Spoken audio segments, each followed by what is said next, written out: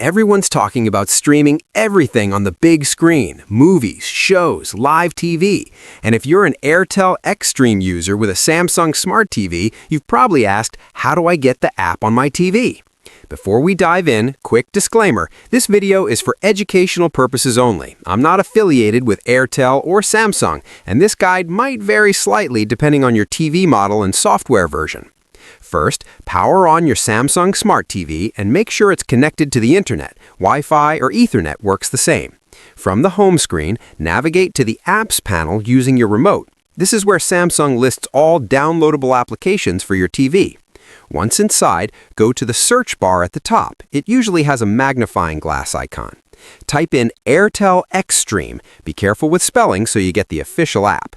When you see Airtel Xstream in the results, select it, then hit Install. The TV will download and install the app automatically. It usually takes just a minute depending on your internet speed.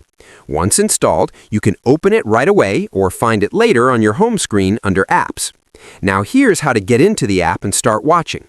Launch Airtel Xstream and, if needed, sign in with your Airtel credentials, the same phone number and password you use for the mobile app. After signing in, you can browse movies, shows, live TV channels, and whatever content you normally get with your subscription.